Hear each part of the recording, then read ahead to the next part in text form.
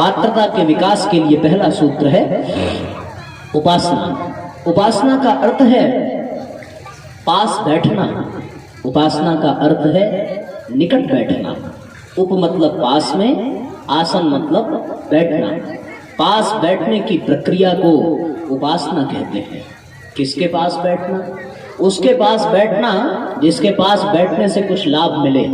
माँ बाप के पास बैठो तो कुछ लाभ मिलता है, बड़े भाइयों के पास बैठो तो लाभ मिलता है, मित्रों के पास बैठो तो लाभ मिलता है। पर ये सारे लाभ जो हैं वो कुछ दिन ही काम आते हैं, बहुत दिनों तक काम नहीं आता। तो इसलिए किसी ऐसे शक्ति के पास बैठने का क्रम बने जिससे जुड़ने के बाद सौभाग्य में परिवर्तन हो जाए, जिससे जुड़ने के बाद हमारी विशेषता, हमारे सद्गुण बढ़ने लगे। उसके पास बैठने की प्रक्रिया को उपासना कहते हैं।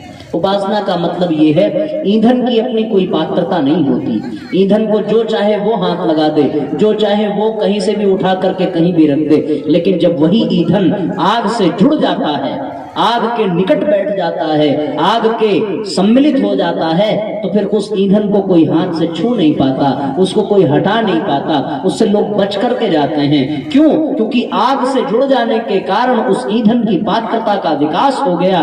जो ईंधन कल इधर उधर ठोकरें खा रहा था, उस ईंधन को अब छूने से लोग डरने लगते हैं। इसलिए साथियों, उपासना कहते हैं इसी तरह किसी दमदार व्यक्तित्व के सन्निकट जाकर के बैठ जाना, उससे जुड़ जाना, और जुड़ जाने के बाद अपनी पात्रता को, अपनी योग्यता को इतना बढ़ा लेना कि जो चाहे वो बिना डिस्टर्ब किए, जो चाहे वो डिस्टर्ब न कर सके, और लोग हमें भी, हमारे भी व्यक्तित्व को उस योग्य समझने लगे। इसलिए साथियों, आपने देखा होगा कि एक दूसरे घर की लड़की जो आपके घर में आती है और आपके घर में आने के बाद एक ही महीने में आपके तिजोरी की मालकिन बन जाती है, आपके तिजोरी की चाबी उसके कमर में लटक रही होती है। उसका कारण क्या है? उसका कारण ये है कि उस पत्नी ने, जो दूसरे घर की लड़की है, वो आपके घर में आई तो अपने तन, अपने मन, अपने धन सब कुछ आप पर न्यौछावर कर दिया। आपका अपना परिवार छोड़ दिया, अपने भाई बंधु छोड़ दिए, माँ बाप छोड़ दिया, इष्ट मित्र छोड़ दिए, सब कुछ आपको अपना मान लिया।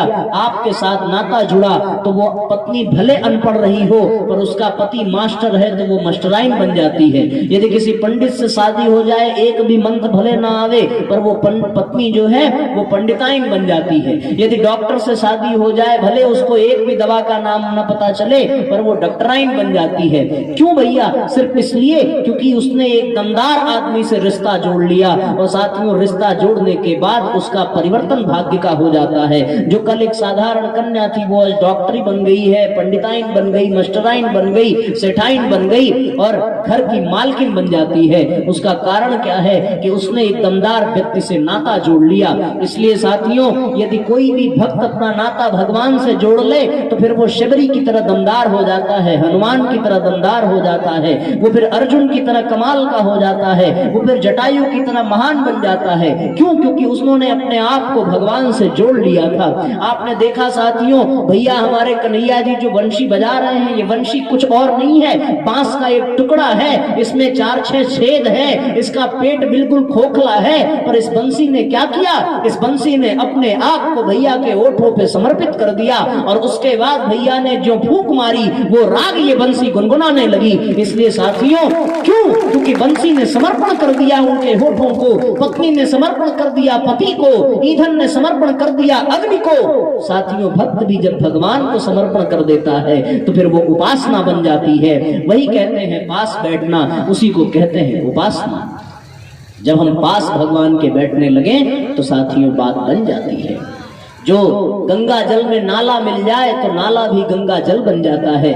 गंगा कभी नाले में नहीं जाकर के मिलती, नाला खुद गंगा में जाकर के मिलता है। भगवान कभी भक्त के पास नहीं आता, भक्त को खुद भगवान को पुकारना पड़ता है, अपनी पात्रता साबित करनी पड़ती है, उपासना करनी पड़ती है, भगवान के पास बैठना पड़ता है। तो उपासना का अर्थ यह है कि आम जनता में और आप लोगों में भी ये प्रचलन होगा कि भक्त भगवान का नाता कैसा है, व्यापारियों जैसा। भक्त भगवान को अपने इशारे पर नचाता फिरे, भगवान से जब बोले भगवान हमारा मकान बन जाए, भगवान मकान बनवा दे, भगवान हमारे बेटे की नौकरी लग जाए, भगवान नौकरी दिला दे, भगवान हमारे बेटी को अच्छा वर मिल जाए, भगवान अच्छी बेटी के वर दिला दे। क्या भगवान को आपने फालतू समझ रखा है क्या कि भगवान से सिर्फ मांगते फिरोगे, सिर्फ मांगते फिरोगे और भगवान आपकी इच्छाएं पूरी करता फिरेगा? ऐसा होता नहीं है। उल्टी गंगा ना बहाओ। भगवान से मांगना नहीं है, भगवान को देने की बात करनी है।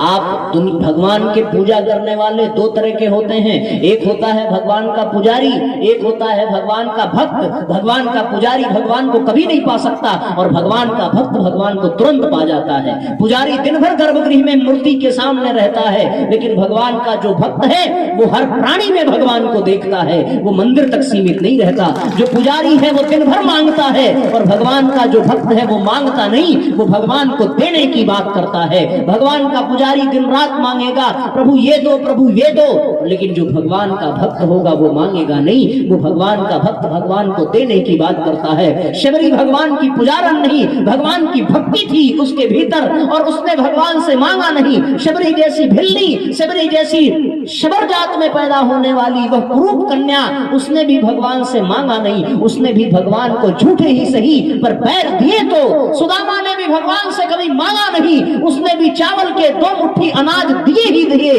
द्रौपदी ने भी भगवान से कभी मांगा नहीं, अपने आंचल को फाड़कर भगवान की उंगली में पट्टियां बांधती रही। ये साथियों भगवान के भक्त थे। हनुमान ने कभी दुकान की कामना नहीं की, कभी परिवार की कामना नहीं की। सुग्रीव ने भगवान से कुछ मांगा नहीं, अर्जुन ने भगवान से कुछ मांगा नहीं। जो भगवान से मांगता है वो भगवान का भक्त हो नहीं सकता। और साथियों जो भगवान को देता है उससे बड़ा भक्त भगवान का और कोई नहीं हो सकता। इसलिए भगवान को देना सीखो और भगवान से नाता जोड़ना है तो भगवान से लेना नहीं है। भगवान ने बिना दिए बहुत कुछ, बिना मांगे बहुत कुछ दे दिया है। तुम्हें भूख बाद में लगी होगी, भोजन की व्यवस्था भगवान ने इस धरती पर पहले की है। तुम्हें सांस लेने की जरूरत बाद में पड़ी, भगवान ने तुम्हारे लिए ऑक्सीजन की व्यवस्था पहले की। तुम्हें प्यास बाद में लगी होगी साथियों, भगवान ने तुम्हारे लिए जल की व्यवस्था इस धरती पर की। तुम्हें चलना नहीं आता था, तुम्हें बोलना नहीं आता था, तुम्हें उठना नहीं आता था, भगवान ने बिना कहे माँ बाप की व्यवस्था कर दी। जिस दिन तुम अपने माँ के गर्भ में आए उसी दिन तुम्हारे पिता की पूरी जायदाद तुम्हारी हो गई। अब और क्या चाहिए? जब बिना मांगे इतना मिल गया तो अब मांग करके भगवान को शर्मिंदा मत करो। यदि वास्तव में भगवान के पुजारी बनना चाहते हो साथियों तो आज के बाद भगवान से मांगना मत, भगवान को देने की बात करो।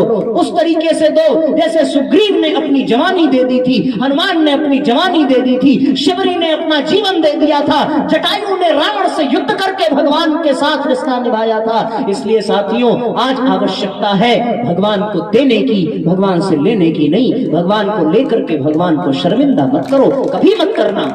आज आपको एक सत्य घटना बताऊं। एक बहुत बड़ा सेठ अस्पताल में जाकर के भर्ती हुआ और 3 दिन कोमा में रहने के बाद जब वो ठीक होकर के जाने लगा तो डॉक्टर ने उसे एक बिल पकड़ाया और उस बिल में भैया 3 दिन तक ऑक्सीजन का बिल लिखा हुआ था। 25,000 रुपए का बिल पकड़ाने के बाद वो सेठ रोने लगा। और इसलिए नहीं रो रहा है कि उसके जीवन में उसके पास पैसा नहीं है, वो 25,000 दे नहीं सकता।